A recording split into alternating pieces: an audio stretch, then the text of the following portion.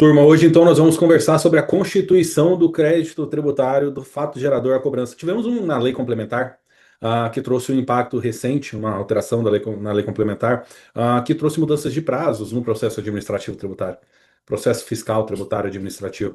Então, exatamente esse é o nosso bate-papo de hoje, para compreender, afinal de contas, né, para quem não. Aqui todos já me conhecem, mas vamos lá, né? Eu atuo na área tributária há mais de 15 anos e meu escritório, o carro-chefe nosso é processo administrativo tributário.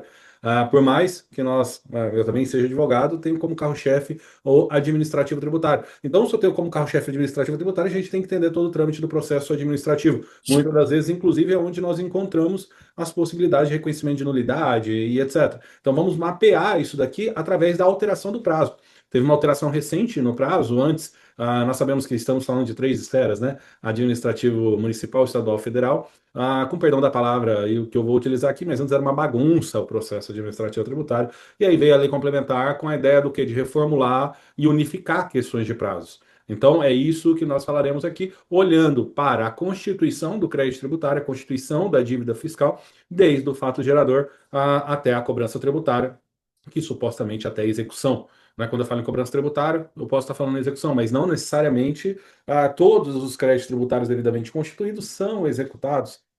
Então, por isso que tem a prescrição, senão nós não teríamos prescrição. Então, essa etapa do processo administrativo fiscal, tributário, fato gerador, constituição, intimação, prazo de impugnação administrativa, qual que é o momento da impugnação administrativa?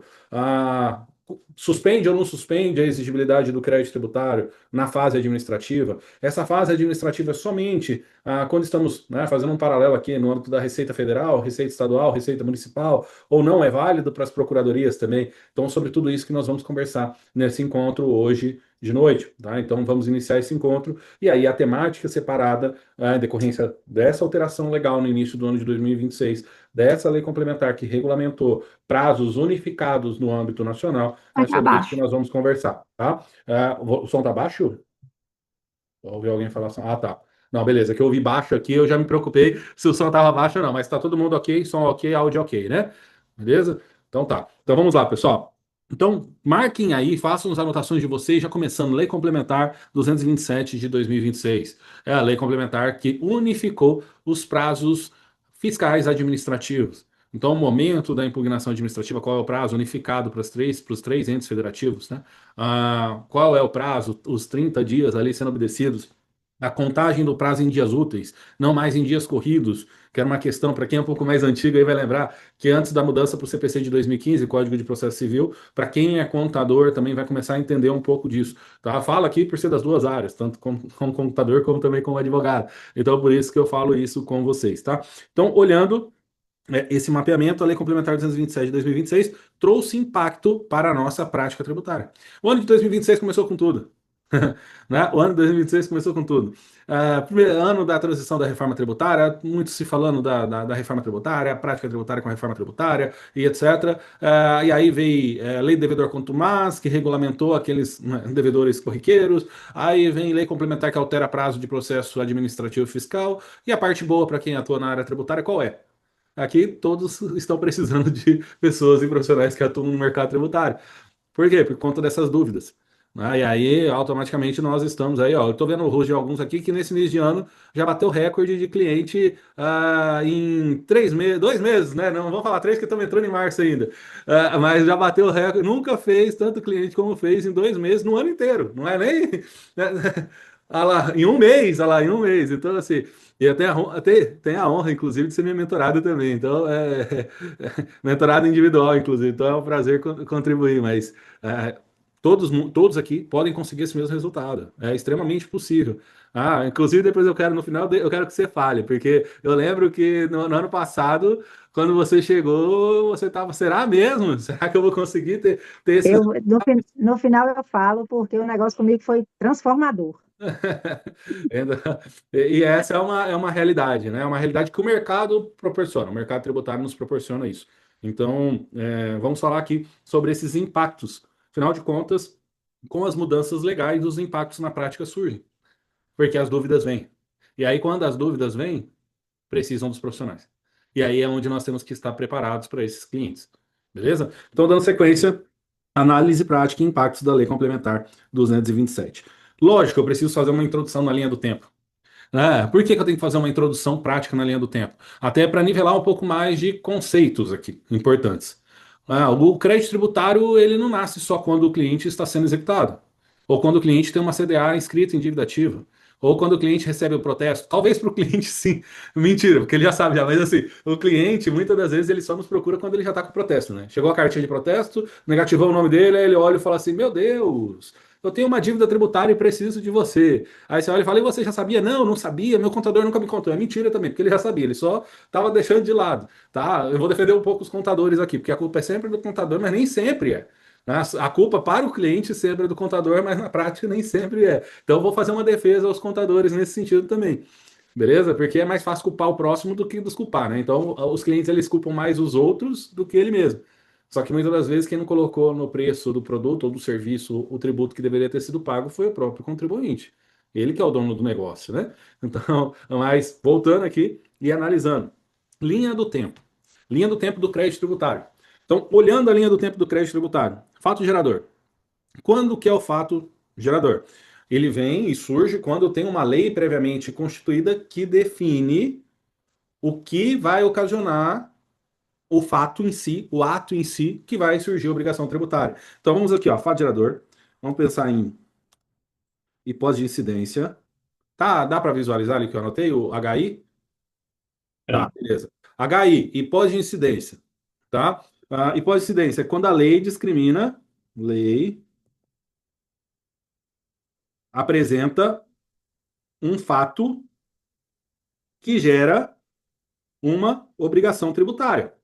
Então, olha só, a hipótese de incidência é uma lei que discrimina que se fizer algo, vai gerar uma obrigação tributária. O imposto de renda, por exemplo. O imposto de renda é uma consequência de uma hipótese de incidência que é oferir renda, que é um fato oferir renda, desculpa, e a hipótese de incidência é a lei do imposto de renda. Então tem a lei lá que, olha, se você oferir renda acima de 10 mil reais, você vai pagar 27,5%. Tá lá, tá a lei lá. Se você não ganhar mais de 10 mil reais, você não vai ter que pagar. Então, o fato de você ganhar mais de 10 mil reais vai gerar uma obrigação tributária. Então, relembrando o conceito, fato gerador ocorre depois de uma hipótese de incidência legal, tá? Então, nós temos a hipótese de incidência prevista em lei, né, que vai, em decorrência de um fato gerador, surgir a obrigação tributária. Uma obrigação tributária surgida, quando surge ela, já tem uma obrigação supostamente de pagamento. Só que aí nós temos as hipóteses de lançamento, as espécies de lançamento do crédito tributário. As espécies de lançamento do crédito tributário. Tá? Então, é um segundo momento, na linha do tempo. Primeiro, tem que ter um fato gerador, um acontecimento fático para nascer a obrigação tributária. Tem que ter um fato previsto em lei. Se não tem lei que define um fato gerador e uma hipótese de incidência, não tem obrigação tributária. E aí acontece algumas anomalias no contexto prático, como, por exemplo, nós já pegamos situações de não incidência de ICMS no âmbito estadual, por não ter surgido uma obrigação tributária, porque não tem um fato gerador. Um caso, tá? Que eu vou trazer prático, que aconteceu isso, e que eu estou mencionando. Eu já falei, os mentorados já ouviram falar sobre isso. Em Minas Gerais, movimentação financeira de conta de uma empresa, aonde o proprietário daquela empresa fazia jogos de apostas esportivas. Ele movimentava o dinheiro das apostas esportivas dentro do CNPJ da empresa. O KNAI da empresa, compra e venda de mercadoria, não tinha nada a ver com jogos de apostas esportivas. Tá? O Estado de Minas Gerais verificou uma movimentação financeira que não correspondia com a mercadoria que estava dando entrada dentro daquele estabelecimento, e aí ela supostamente alegou que aquele estabelecimento estava sonegando ICMS no âmbito estadual por não condizer a entrada da mercadoria, a saída da mercadoria com a movimentação financeira. Aí você me fala assim, professor, mas precisa de autorização judicial para quebrar sigilo fiscal do banco? Não, não precisa. Tá? Tem lei que autoriza as informações rodarem internamente, tá bom? Mas voltando aqui a essa questão, não aconteceu o fato gerador. Por quê? Olha só, entenda, aposta esportiva, o que tem a ver com mercadoria? Nada. E qual que é o fato gerador do ICMS? Circulação de mercadoria ou outros serviços que não estão embutidos no ISS. Não teve o fato gerador de ICMS, para gerar o ICMS. Mas teve um fato gerador do imposto de renda por auferir renda? Sim, aí é a União que tem que cobrar, é outra esfera, tal. É só um exemplo prático que não aconteceu o fato gerador. E aí, com isso, a gente derrubou 3 milhões de reais de cobrança de ICMS no âmbito estadual.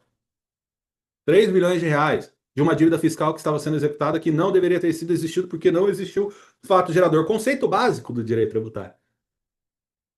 Conceito básico. Então, assim, por isso que nós temos que entender que a obrigação tributária ela surge em decorrência de uma hipótese de um fato gerador. Porque isso nos possibilita, em determinados casos, fazerem defesas administrativas de reconhecimento de nulidade de cobrança. Ou de uma obrigação tributária que não surgiu. Se ela nasceu nula, se ela nasceu viciosa, ela não deveria existir. Né? Beleza? E às vezes a gente passa batido nessas coisas, né? A gente está preocupado lá na frente em fazer uma transação tributária, em fazer um parcelamento, mas calma aí, vamos entender a operação. Vamos verificar se teve uma obrigação tributária.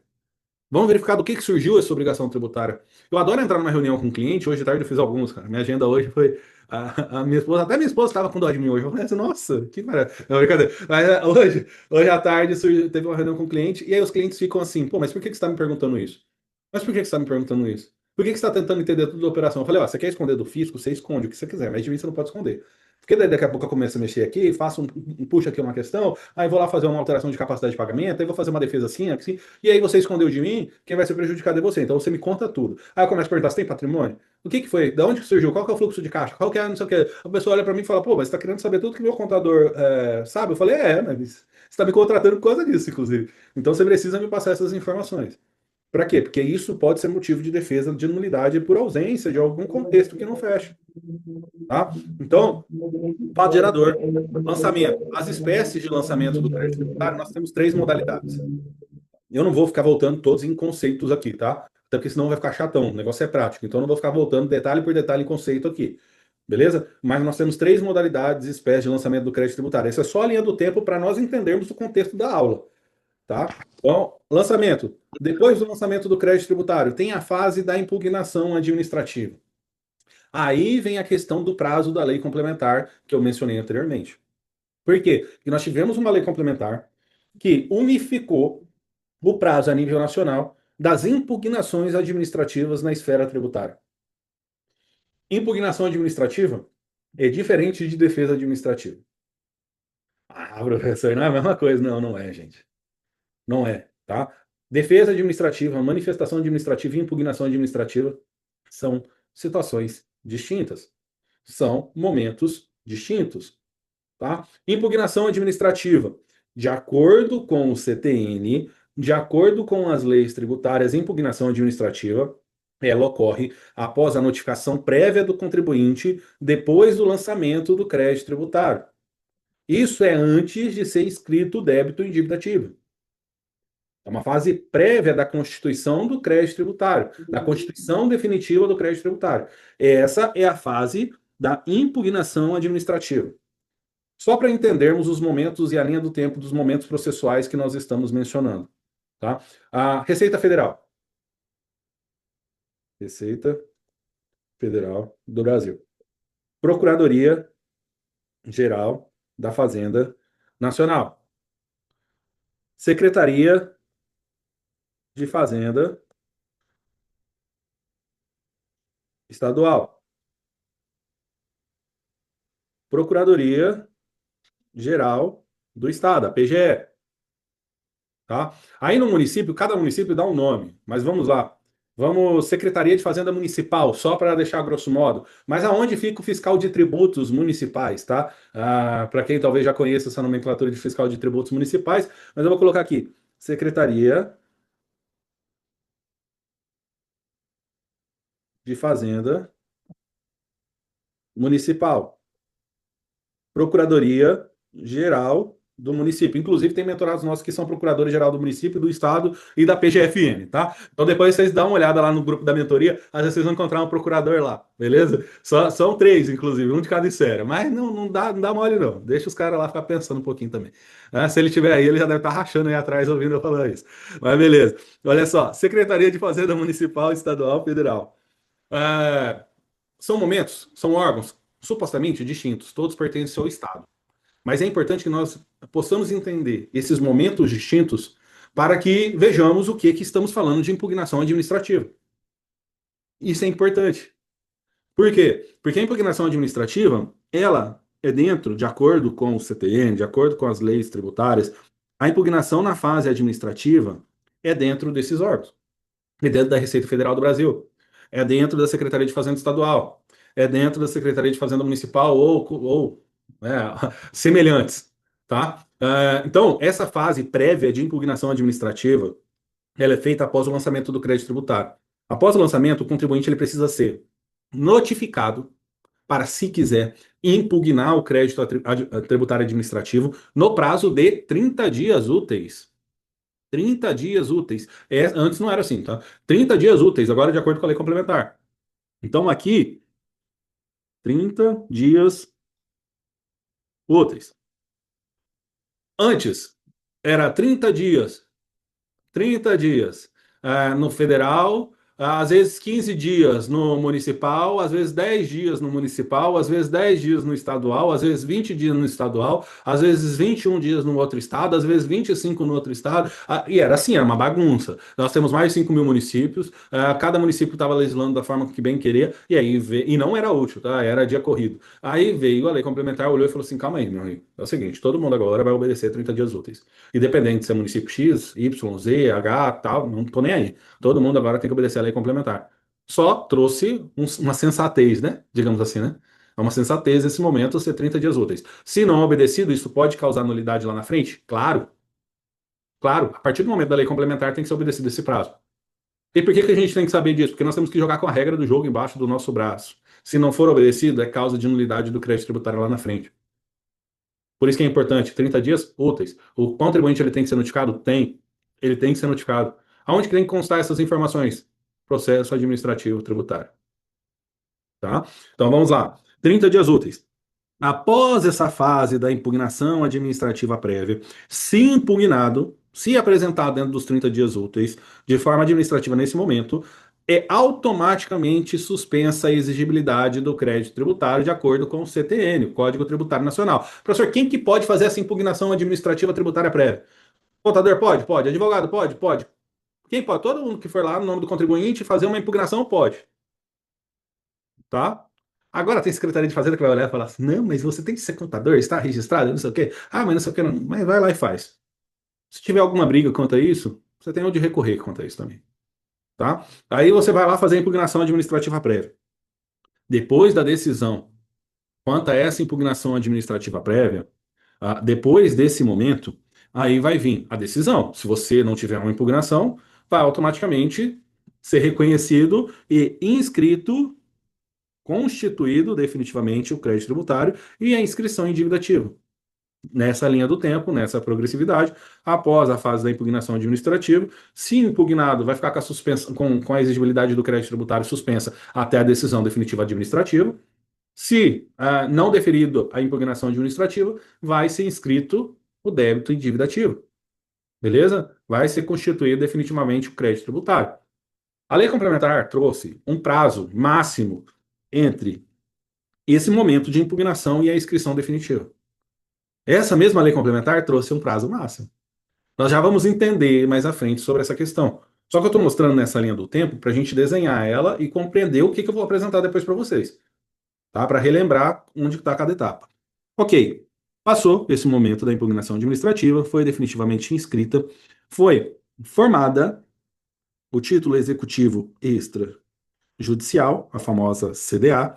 A partir desse momento, Luiz, eu posso fazer uma impugnação administrativa tributária? A impugnação administrativa não.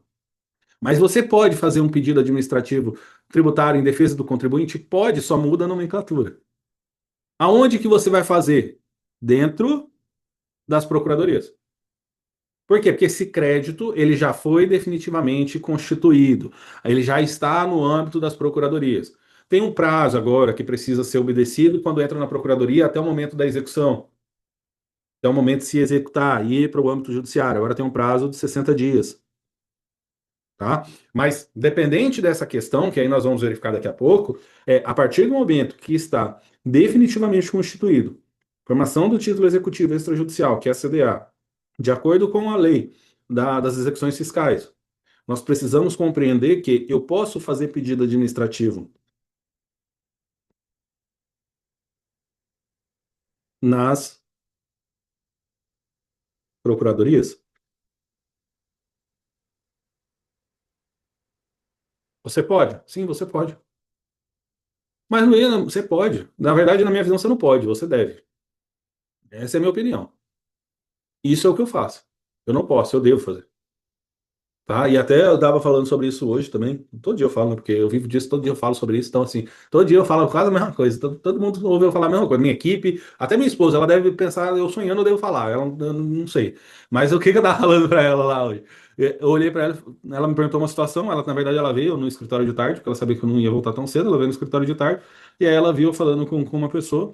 E exatamente, falando para essa pessoa que precisa, precisa ser, independente se você for advogado, tá? Protocolar o mesmo pedido que você fizer no judiciário, se você for fazer uma defesa em execução fiscal, que seja, beleza, faz. Você quer fazer, faz. Não estou te pedindo de fazer, não, mas faça o mesmo pedido administrativamente. Por quê? Porque eu já vi na prática, já vi acontecer, já vi procuradoria decidir favorável ao contribuinte e o judiciário não. E aí eu tenho que recorrer da decisão judiciária para falar, olha, o procurador concordou e você não está concordando, meu querido. Reforma a decisão desse juiz aí, tá? Principalmente em comarcas que são varas únicas, e temos muitas no Brasil. Por quê? Porque o juiz ele não tem como dominar todas as áreas, né? Então o tributário está de lado para ele, para o magistrado nesse sentido, beleza? Então, se você está com uma situação que tenha que fazer defesa judicial, defesa em execução fiscal, faça a defesa também de forma administrativa, beleza? Então, você pode fazer defesa administrativa? Pode. Professor, mas eu sou contador. Eu não sou advogado. Você também pode fazer defesa administrativa. Você pode fazer o pedido ali na procuradoria. Você pode, professor, mas eu não sou nem advogado nem contador. Você também pode fazer. Eu conheço muitos profissionais que não são advogados, não são contadores e fazem defesas administrativas dentro das procuradorias, tá? Não entendi de por que fazer defesa administrativa. Deixa eu ver se foi. Deixa eu puxar aqui o chat. Tá. Só para responder, né, que é uma pergunta eu acho condizente responder. Não entendi de por que fazer defesa administrativa, porque eu já vi na prática é, o judiciário decidir contra o contribuinte e a procuradoria, que são pessoas supostamente especialistas na área tributária. Os procuradores, eles, inclusive, no concurso deles, tem tributário mais pesado, inclusive, do que na prova de magistratura. Os procuradores decidirem de forma favorável em benefício do contribuinte e o juiz não. Então, por esse motivo que eu falo para fazer a defesa administrativa também, se você for advogado, tá? Mas já tiveram inúmeras situações que nós nem fizemos judicialmente, tá? Nós só fizemos administrativamente. Então, respondida a pergunta. Tranquilo. Dando sequência, então, fato gerador e obrigação, como eu já disse, antecipei, né? O ponto de partida, hipótese de incidência, previsão abstrata na lei tributária, fato gerador, concretização da hipótese no mundo real. Portanto, surge a obrigação tributária. Modalidade de lançamento do crédito tributário. Mencionei ali atrás que existem três modalidades: homologação, declaração e de ofício. Ofício, todo ano vocês recebem provavelmente IPVA e IPTU, né, falar grosso modo, onde o lançamento é feito pela própria prefeitura, estado. Declaração. É feita uma declaração. O fisco e o contribuinte atuam juntos. Os dados são fornecidos, ali é feita uma declaração e imediatamente é feito um lançamento ali, entre aspas, meio que automático. O ITBI acontece muito isso. Esses dias atrás, inclusive, com a tese do ITBI, que teve até uma decisão recente dos tribunais superiores, que já era uma das oportunidades que nós apresentávamos dentro da mentoria. Quanto à questão da diferenciação, teve uma lei complementar que regulamentou a ideia já anteriormente prevista. Quanto à cobrança do ITBI, feito com base na transação ou no valor venal, e aí teve uma confusão de parte da doutrina, fazendo por conta do próprio legislador, tá? Aí é uma questão mais técnica do que eu vou falar aqui agora, mas é um desabafo meu acadêmico também, tá? Teve uma questão de confusão de nomenclatura de valor venal. Valor venal, supostamente, é a base de cálculo do IPTU. E aí o legislador me criou uma base de cálculo de ITBI com base em valor venal. Só que ele não quis dizer que é para se utilizar a mesma base de cálculo do IPTU. Ele quis dizer que supostamente o valor venal é o valor da transação da compra e venda para ser calculado no ITBI. Esse já era o posicionamento dos tribunais, inclusive. Né? Já era um posicionamento, aí veio a lei complementar regulamentar isso, só que ainda o legislador no Brasil não tem informação né? Não tem obrigatoriedade, não vou falar que todos não têm, mas não tem obrigatoriedade de ter qualquer tipo de formação nesse sentido para compreender o que está colocando na lei, né? Então, vem com umas atrocidades às vezes. E homologação, o contribuinte antecipa o pagamento e o fisco confirma posteriormente. Beleza? As três modalidades de lançamento do crédito tributário. Como eu disse, que a aula não, o intuito não é ficar indo para o parte técnico, a técnica e mostrando conceituações e etc. Eu vou passar rapidamente pelas espécies, tá? A fase administrativa. Então, nós conseguimos compreender, eu já desenhei ali atrás, nós conseguimos compreender que, nesse rabisco meu aqui, quem está desde o início entendeu, né? Você conseguiu compreender que nós temos duas fases, tudo isso aqui é processo administrativo tributário. Só que a fase da impugnação administrativa, prévia à Constituição, é a fase que ainda estamos dentro da Receita Federal, da Secretaria de Fazenda, estadual e municipal. Naquele momento, nós temos 30 dias úteis após a notificação do contribuinte para apresentar, 30 dias úteis para apresentar a impugnação administrativa antes da constituição definitiva do crédito tributário. Esse prazo aqui, se apresentado, o crédito tributário tem a exigibilidade suspensa por conta do próprio CTN. Tá bom? Então, se vocês têm Ô, contribuído. professor, Oi, pode falar, Leonardo. esse prazo de 30 dias úteis não mudou para 20 dias úteis? Não, aí é um outro Ou momento. ele vai entrar em vigor? É Aí, de, outro momento. E Tá, aqui, beleza. é de Tá, recurso. beleza, beleza. Tá. Obrigado, obrigado. Porque Tá assim, bom. tem um outro Então, momento. permaneceu os 30 dias úteis. Beleza. Tranquilo. Aqui depois tem um outro momento de recurso. E aí, assim, olha Tá. só, eu posso fazer a impugnação, certo? Fiz a impugnação, vai ter a decisão, não vai? Aí dessa decisão Sim, eu posso recorrer, certo? Aí vem sim. os 20 dias. Beleza. Falou. Obrigado, mestre. Beleza? Tá? Fadilador, obrigação, homologação, fase administrativa. Então, essa fase administrativa aqui é perante o fisco. O fisco, quando eu falo, é Receita Federal do Brasil e fazendas municipais e estaduais. Beleza?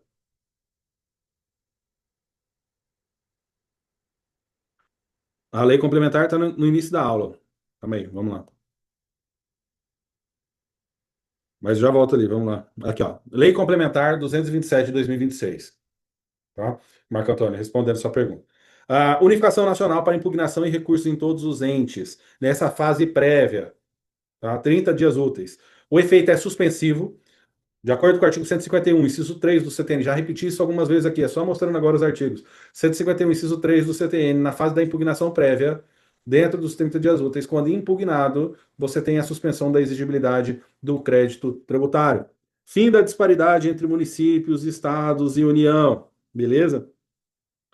Além disso, dever de decidir. Antigamente, é, falava-se, né, muito. Quanto tempo vai demorar para decidir? Você fez um pedido administrativo, fez uma defesa, uma impugnação, não vem a decisão, então? Veio a lei complementar. Prazo máximo para decisão em cada instância administrativa é de 360 dias. Prazo máximo para decisão administrativa em cada instância é de 360 dias. Ah, se passar desse prazo, não poderá ocorrer a incidência de juros e, além disso, na minha visão, gera uma nulidade. Tá? Por quê? Porque o prazo tem que ser obedecido para todo mundo. O prazo tem que ser obedecido para todo mundo. O único que tem prazo impróprio de acordo com a lei é o judiciário, né? Que é o juiz que tem prazo impróprio de acordo com a lei. Agora, do restante, todo mundo tem que obedecer prazo. Perde um prazo para você ver. Leonardo, você perdeu o prazo. O que que aconteceu? O que que acontece se você perder um prazo? Tá sem Perdi o microfone. processo. Não, perdi.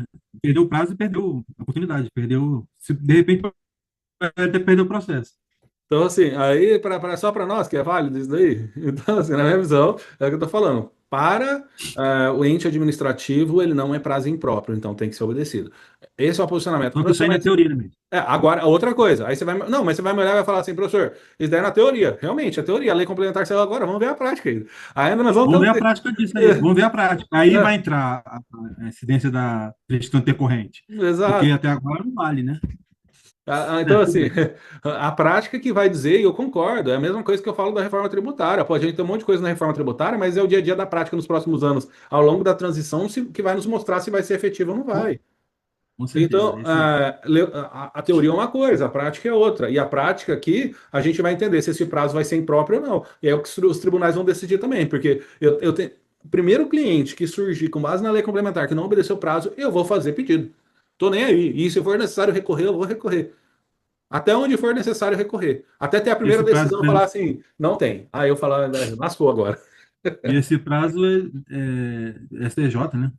STJ que decidiu. Então, aí nós vamos levar até onde for necessário, agora, de Com agora certeza. com a lei complementar regulamentando. Tá? Beleza? Sim, sim. Tá? Sim, beleza. Ah, a dívida ativa. Quando inscrita, nós temos a primeira fase e o fim da fase administrativa de constituição do crédito tributário. Não quer dizer que acabou as oportunidades de defesas administrativas existentes posteriormente a isso, dentro das procuradorias.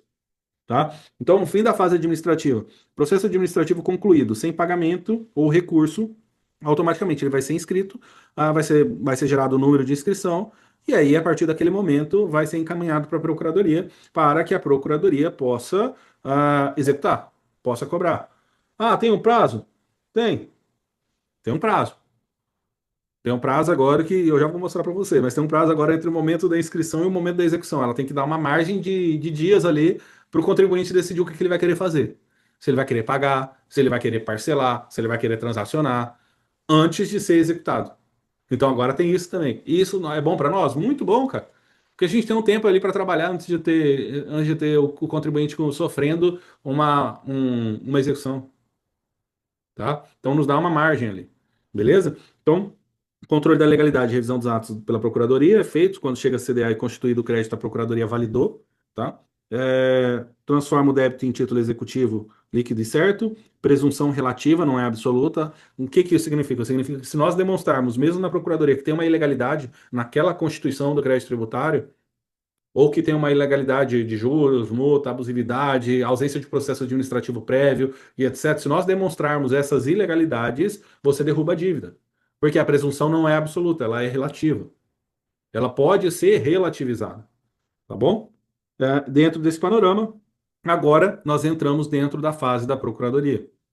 E aí, dentro da fase da Procuradoria, nós já saímos daquela análise preliminar e nós passamos para um controle jurídico. Professor, mas eu posso protocolar? Pode, você pode protocolar em nome do contribuinte, porque o contribuinte ele tem direito de protocolar, tá? E aí esse controle, a Procuradoria hoje tem algumas possibilidades, tem transações, hoje já tem transação no âmbito municipal em alguns municípios, estaduais em outros estados, e no âmbito federal existem algumas transações. Só que entenda, antes de você levar qualquer contribuinte para uma transação tributária, você tem que dominar esse histórico de passo a passo do processo administrativo fiscal tributário, fiscal e tributário. Por quê? Porque se tiver alguma irregularidade, ilegalidade em todos e umas dessas fases, eu não falei agorinha que a presunção era relativa? Então você não consegue derrubar essa presunção, se ela é relativa? E aí você não consegue derrubar isso dentro da procuradoria? Consegue. Professor, mas mesmo assim eu não estou confiando que eu consigo. Calma aí, eu já vou abrir o site da PGFN aqui com vocês e mostrar que lá tem a possibilidade de você fazer esse pedido, porque tem a possibilidade de acontecer. Senão não estaria lá dentro do site da Procuradoria Geral da Fazenda Nacional a possibilidade de você entrar lá e fazer esse pedido. Ele não precisaria colocar. Porque a presunção é absoluta, então. Ele não precisaria dar a possibilidade de você fazer uma defesa, vamos falar, impugnação, numa fase dentro da procuradoria, se não tiver essa possibilidade. Tá bom? Beleza? Mas daqui a pouco eu mostro lá. Quarentena de 60 dias. Olhando a lei complementar, agora, 227 de 2026, ela colocou um tempo obrigatório de 60 dias entre a inscrição em dívida ativa e o ajuizamento da execução fiscal. Não está falando aqui em protesto, está falando aqui em ajuizamento da execução fiscal. Diferente, tá? Por quê? Porque hoje, quando já é inscrito, automaticamente as procuradorias estão encaminhando para protesto. A maioria das procuradorias, não são, né, não tem como eu falar de todas do Brasil, mas a maioria estão encaminhando para protesto, beleza? Automaticamente, dentro do sistema. Mas elas precisam esperar 60 dias entre a inscrição de dívida ativa e o ajuizamento da execução fiscal. Isso foi uma questão legal que veio na lei complementar.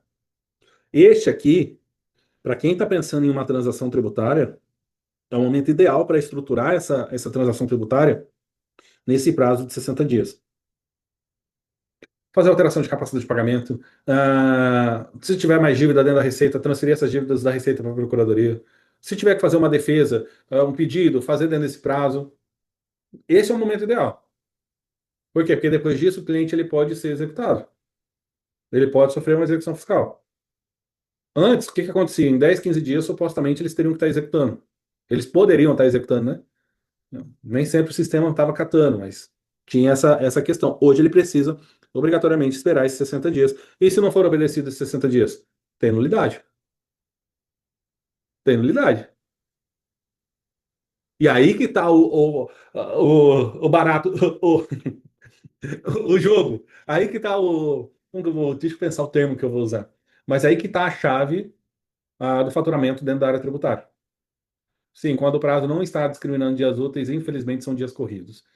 Se fosse para ser dia útil, teria que estar lá constando expressamente que seria em dias úteis. Então, como não está na lei complementar, infelizmente contado em dias corridos.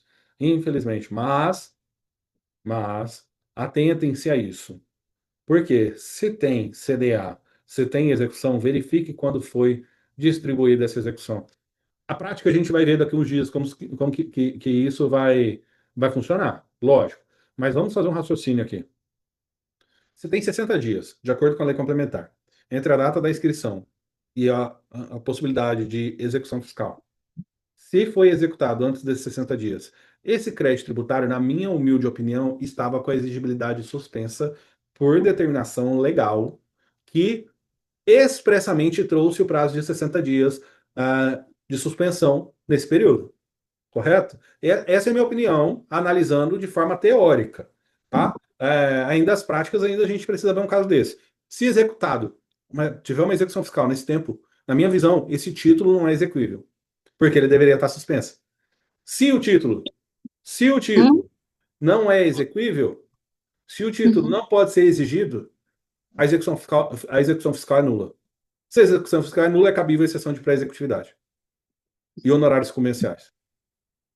Professor, mas não sei, não, tá. Só, Pode falar. essa lei não está no 90º, tá, né?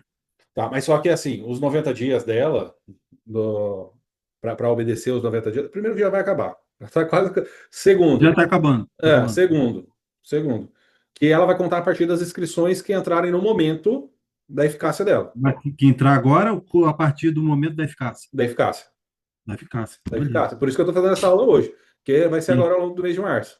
sim, Então, sim. para o futuro, você vai obedecer os 60 dias.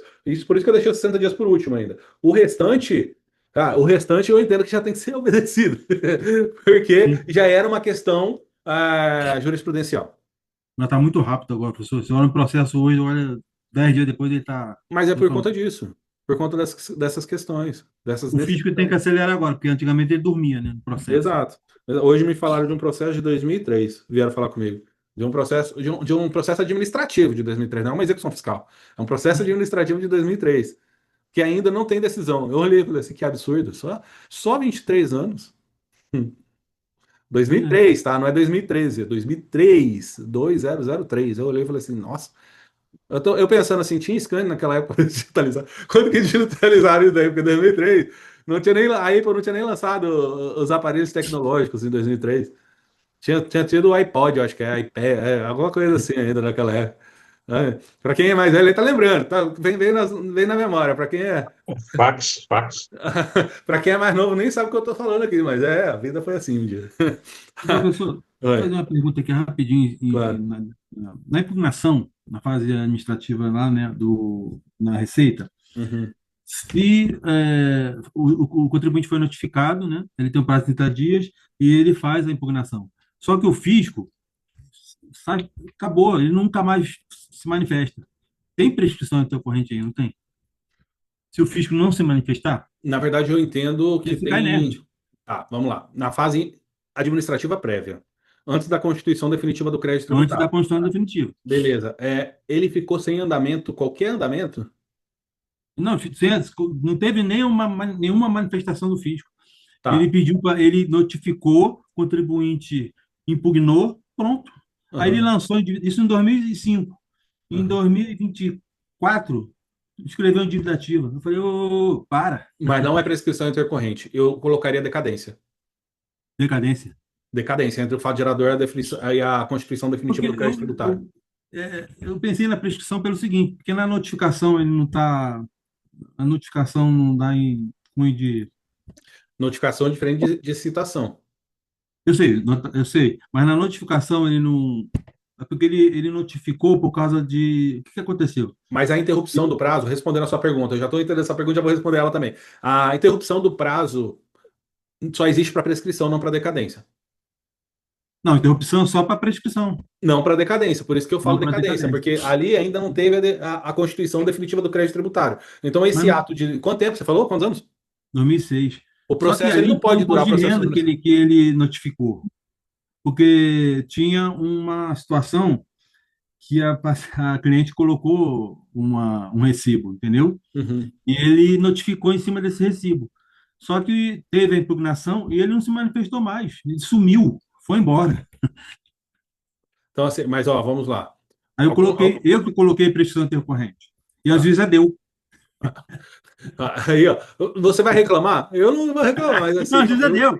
Só que aí o físico, o que ele faz? Ele vai recorrer, né? vai recorrer. Eu entendo Aí que foi o assim, a que. prescrição intercorrente acontece ela dentro do processo de execução, né? A prescrição intercorrente é dentro do processo executivo. Então, isso com base no CPC de 2015. Essa é a minha ideia sobre a prescrição intercorrente, que ela tem que acontecer no decorrer do processo executivo. Essa é a parte técnica, Sim. teórica, né?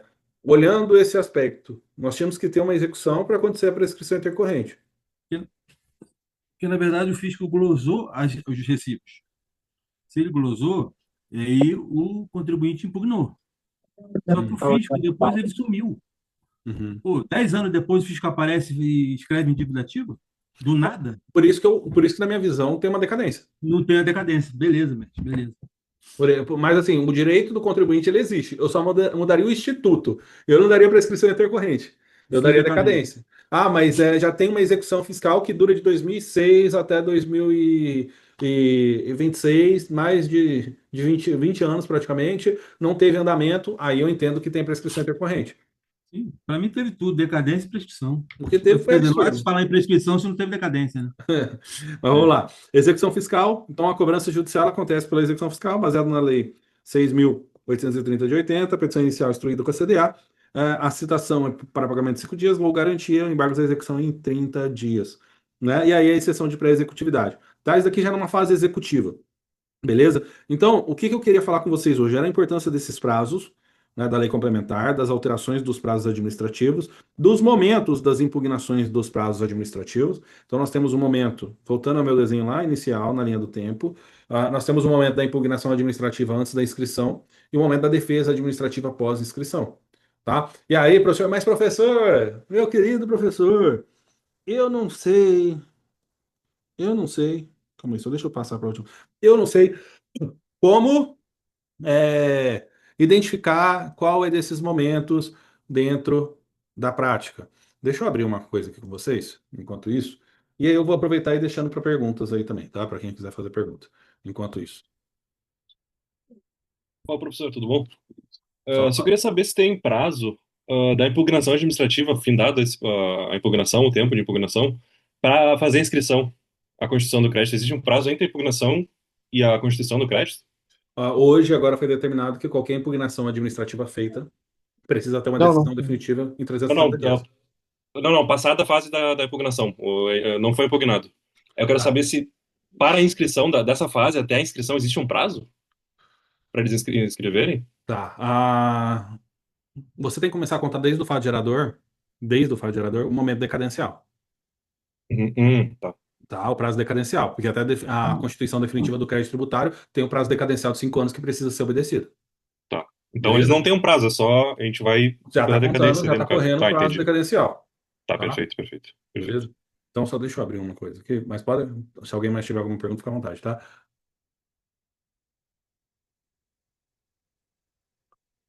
Tô abrindo sem pergunta aqui. Professor, Oi. uma dúvida aqui. E sobre a revisão de ofício? A revisão de ofício pelo próprio ente, né? Não, mas aí no caso, o contribuinte que pediu a revisão de ofício. Calma aí. Apareceu uma mensagem aqui. Eu estou dentro do ECAC tentando acessar uma procuração de alguém aqui e eu não estou conseguindo. Aí surgiu uma mensagem aqui e eu estou tentando ler a mensagem. Não foi possível alterar o perfil, acesso para os atributos que acesso automatizado. Ué, ué, saiu o sistema. Tá. A de ofício ela pode ser feita em qualquer momento, tanto dentro da Procuradoria como dentro da Receita, e pode ser analisada de ofício. Tem súmula, inclusive, né? Sobre a revisão de ofício por parte, porque quando a gente fala de revisão de ofício, nós estamos falando do ente federativo. Então, quem faz a revisão de ofício é ele. A gente pode solicitar para que seja feito? Pode, mas quem faz a revisão de ofício é o próprio ente federativo. O contribuinte pode requerer. Pode requerer. Mas quem faz ela, se ele vai acatar ou não e fazer a revisão de ofício, é o próprio, né, ente federativo. E aí, no caso, ele cai no mesmo prazo se fosse uma defesa ou não. Não. Aí vai, Sim. aí vai depender dos momentos ali que nós estamos falando. Se estamos falando na fase do âmbito da fiscalização das receitas ou do âmbito das cobranças nas procuradorias. No âmbito da fiscalização, tem o prazo de 30 dias após a notificação. Ponto. Você pode fazer solicitação de revisão de ofício? Pode. Agora, isso não vai suspender a exigibilidade do crédito tributário. Isso não, entendeu? Então, assim, respondendo que eu acho que talvez você queira chegar nessa pergunta, a revisão de ofício, ela não. Não? Tá, porque Não, assim, na verdade, é o seguinte, porque se eu tivesse só simplesmente impugnado, ou pedido, tem um outro lá que a gente podia fazer também, aí ela tem 370 dias para fazer a análise, né? Uhum. Aí, no caso, a revisão de ofício também seria esse prazo? Cairia Ah, nesse prazo? não. Não, porque a revisão de ofício você está solicitando para que ele faça a revisão. Você não está fazendo uma defesa sua. Sim. Então, ele tem a deliberação de fazer ou não. Não é um pedido seu. E aí vamos analisar a diferença entre a revisão e a solicitação. São questões e momentos distintos, Uhum. tá? Tá fazendo aproveitando, respondendo isso aí, fazendo um vídeo aqui, mostrando tudo vocês aqui. Então, mas respondendo sua pergunta. Não, não vai ter essa mesma contagem, porque já passou o momento da impugnação prévia administrativa. Aí fica lá, a Receita analisa se quiser.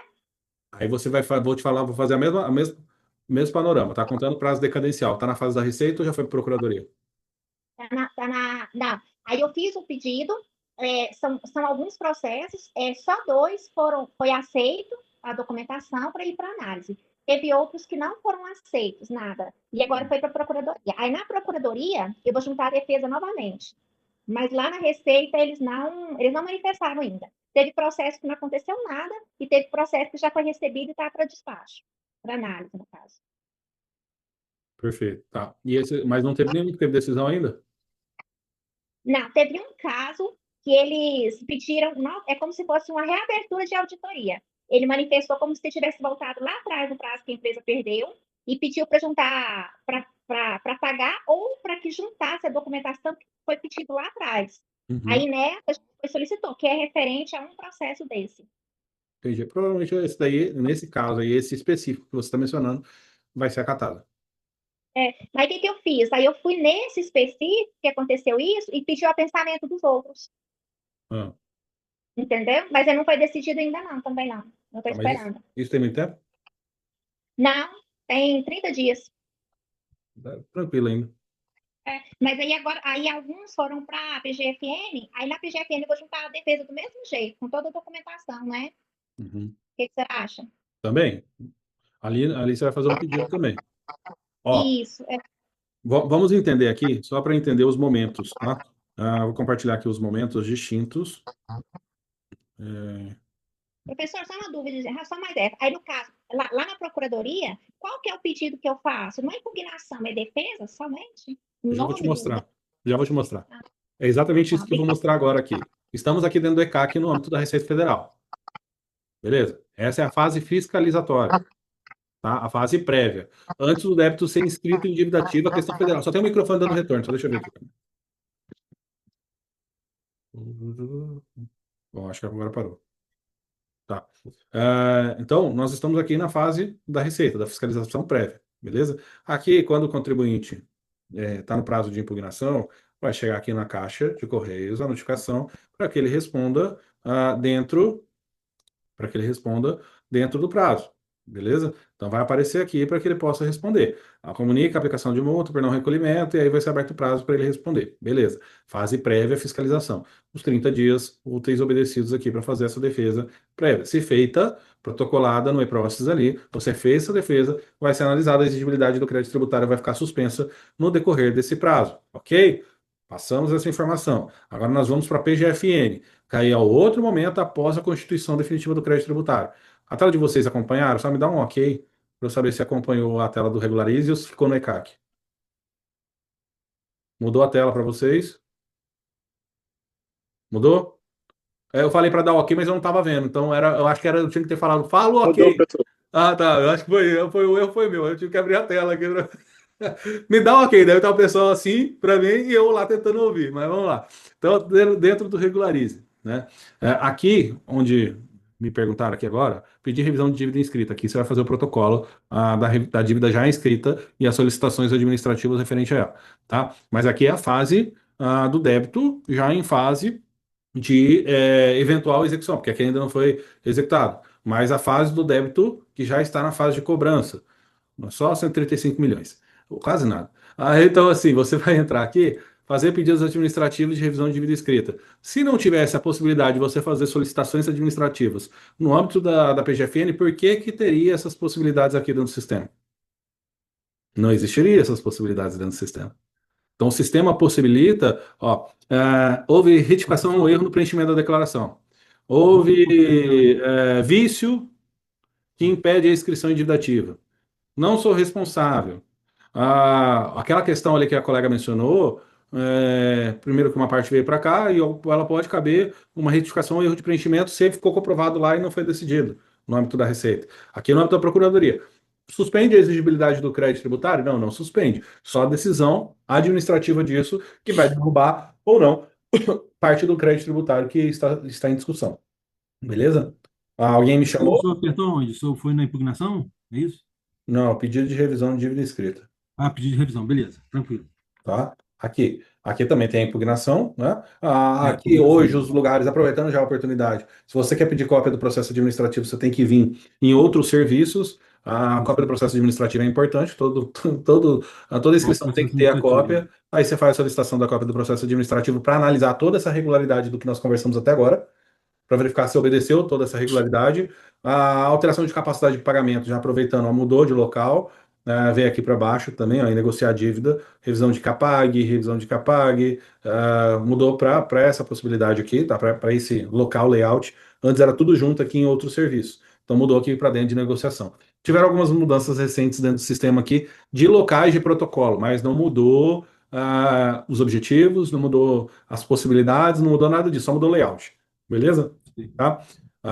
Deixa eu só interromper o compartilhamento dessa tela aqui. Pode falar, Hércules, fica à vontade. Levantou a mão? Boa noite, professor. Boa noite, colegas. Boa noite. Professor, eu estou com uma demanda que é de imposto de renda. O que ocorre? Ele entrou com a impugnação fora do prazo, e aí a Receita decidiu pela intempestividade, né? Não analisou o mérito. Aí, logo depois, a gente entrou com um pedido de reanálise, né?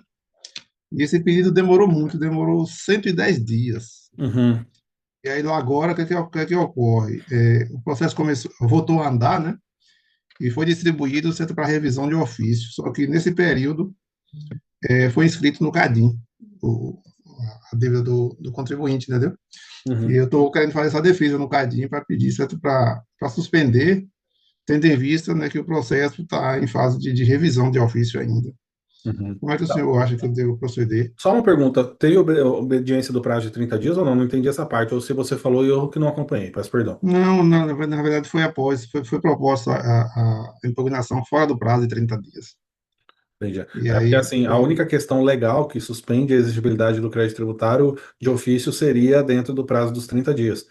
Fora isso, infelizmente, você vai conseguir, só supostamente, se conseguir fazer um parcelamento, que também é o sistema, como, não sei se ele vai conseguir autorizar ali para você, você pode abrir um e-process, solicitar para autorizar, a fazer o pagamento da primeira parcela e suspender a exigibilidade, ou por meio de tutela de urgência, medida judicial, não, suspendendo a exigibilidade. é porque não é interessante para o contribuinte, é porque a gente verifica que ele tem razão. Na verdade, houve um erro formal de preenchimento.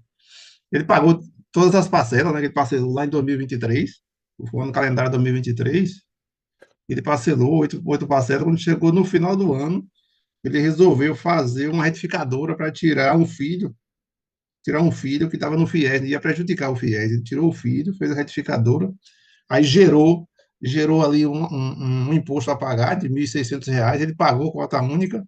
Ok. Só que no preenchimento da retificadora, os pagamentos que ele fez no DAF 0211, ele lançou como pagamento complementar, com outro tipo de DAF, entendeu? E aí a Receita glosou esses valores.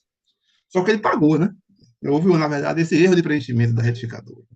E a gente vem se arrastando com esse processo, só que para ele não é interessante, né? Porque ele pagou realmente, entendeu? Houve, na verdade, esse erro de preenchimento da declaração. Faz quanto tempo você falou? 110 dias ele está tramitando esse pedido de reanálise, né, da Receita. Quando foi no final do ano, ele foi inscrito no Cadim. Ó, E aí o Hércules, processo. sugestão, né? Mandado de segurança só para suspender a exigibilidade do crédito tributário, com a demonstração da comprovação dos pagamentos, retificador e etc. Tudo prova pré-constituída. eh, Tudo prova pré-constituída, para você juntar nos autos e solicitar liminarmente para suspender essa elegibilidade e do CADIM. Só por conta que ele já fez todo o pagamento, fez toda essa demonstração, e para ele não ser prejudicado previamente. Então, eu faria um mandado de segurança pensando nesse sentido, tá? Obrigado. Porque, Tá. assim, administrativamente, eles já colocaram no CADIM.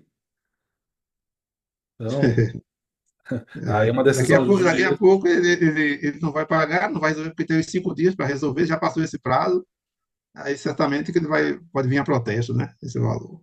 Não, porque protesto ele vai ter que ser encaminhado antes para a procuradoria, né? Inscrito em dívida ativa. E aí tem que ter essa decisão anterior. Protesto não. Ele vai ter negativação por conta do CADIM, mas não o protesto. Protesto na PGFN, né? É, a Só proteção depois de PGF. escrito, né? Exatamente. Hum. Beleza? Tá, já, Procuração. professor. Valeu.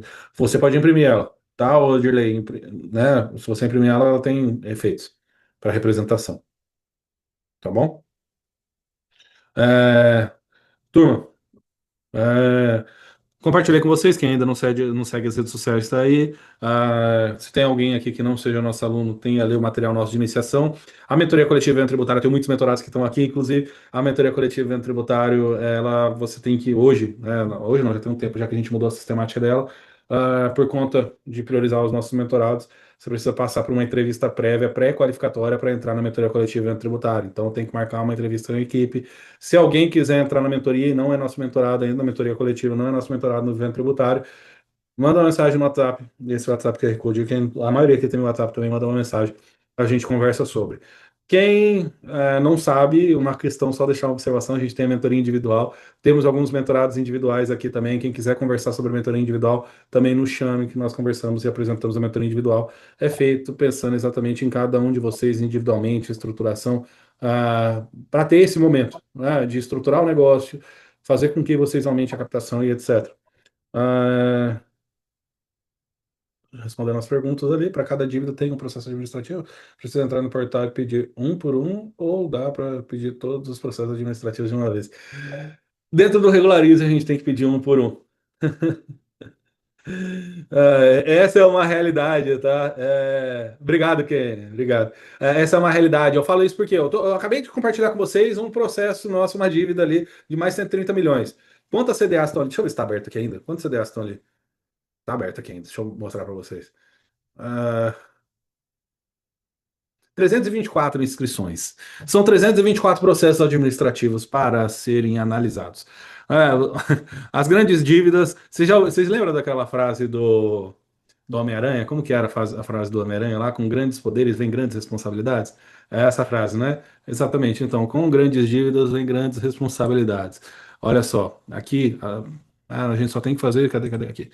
Nós só temos que fazer o pedido de 324 inscrições. Somente sem nada demais. São só Uma, 324 processos Coisa administrativos a pouca, né, serem professor? analisados. uma para cada. O professor, no processo de execução. Às vezes as pessoas me olham e falam assim: né, a minha esposa sabe, mas às vezes as pessoas me falam assim, até da minha equipe, às vezes, pô, você não dorme? Como que eu vou dormir, cara? Eu tenho que administrar. Isso é só de uma empresa. Ah, mas eu tenho equipe, beleza. Tudo bem que eu Professor, tenho equipe, a empresa é minha ainda. Então, assim, eu tenho que estar vendo o que está acontecendo dentro da equipe. É 135 milhões. Pô, isso gera uns honorários bons, lógico, mas é trabalhoso. Eu nunca menti para ninguém que não dá A trabalho. Pô. frase é Ah, grandes sim. responsabilidades, grandes honorários, né? Pô. Então, assim, dá trabalho? Dá trabalho. ah, Não vou falar pra vocês que não dá trabalho. Mas é isso aí, eu escolhi isso, a maioria aqui também, todo mundo escolheu isso também. Então estamos aí para dar sequência e não ficar lamentando. Na verdade, ainda bem que temos essas demandas. Eu fico felizão quando chegam umas coisas dessas, porque os honorários acompanham, beleza? Vai, deixa eu ver aqui. professor, Deixa eu só. professor, Pode falar, fica à vontade. o processo de execução, eu entrei com um pedido para o fisco apresentar o processo administrativo de origem. Eu posso entrar em conjunto na Regularize também pedindo ou não? Só basta pedir no processo. Calma aí.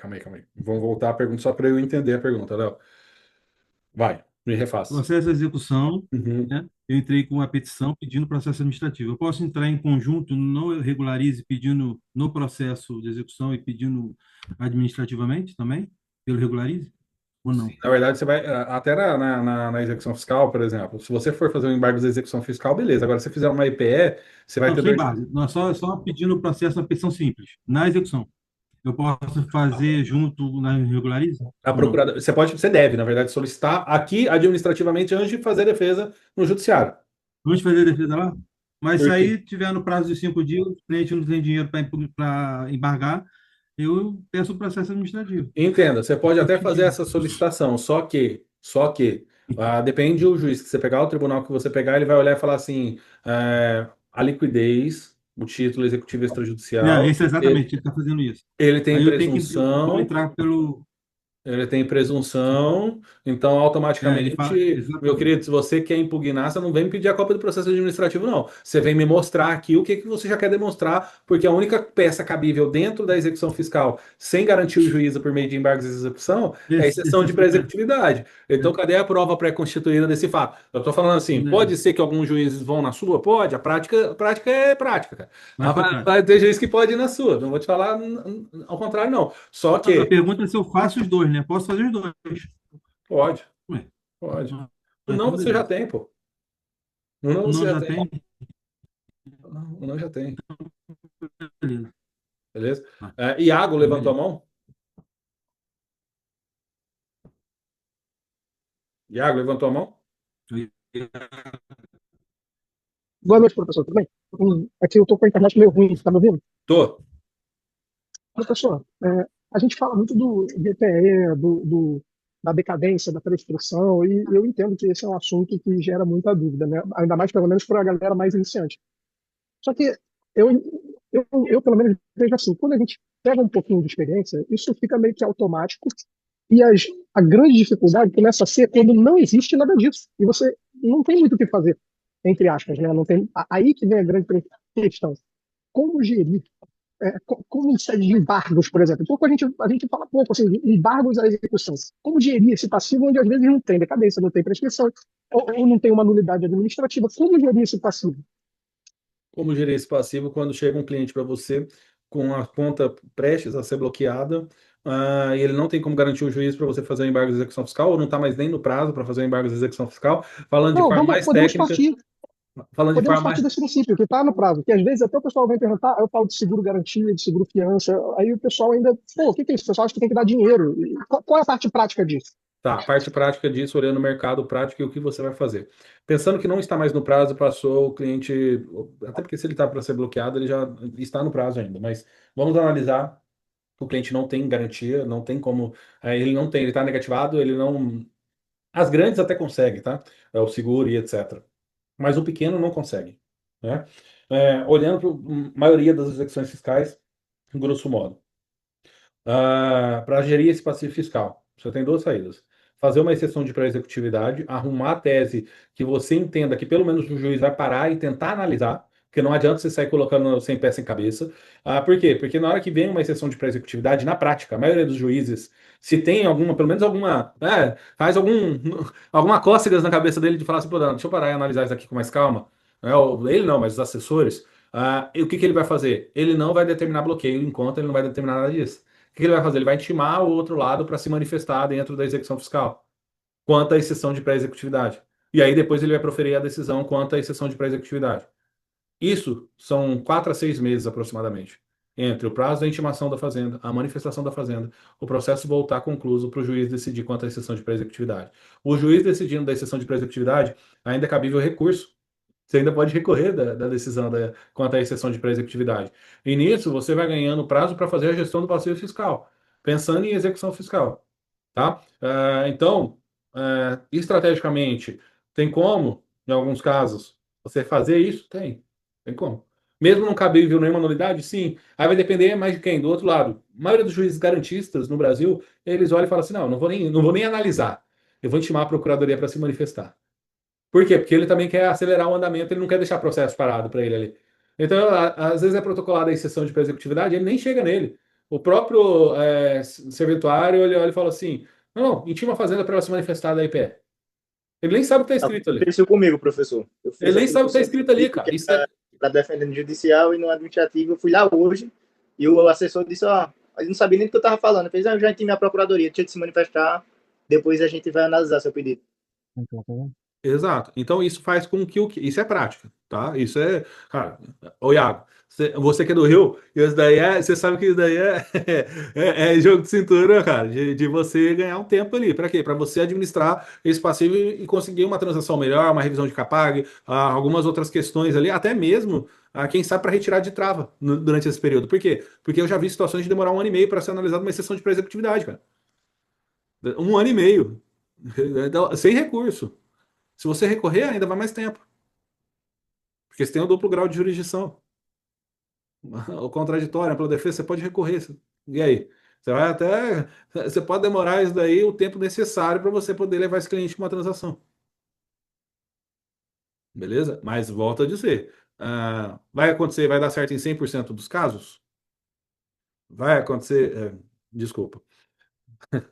Porque é só quando é admitido. Quando não é admitido, não acabou, vai agravo de instrumento, tá? E quando é aceito, aí quem vai apelar é o Estado, vai fazer a apelação, porque deu fim à execução fiscal, se extinguiu a execução fiscal. Beleza, Regiane? Mas você pode fazer um agravo. Vai, Iago. Professor, eu vejo muita gente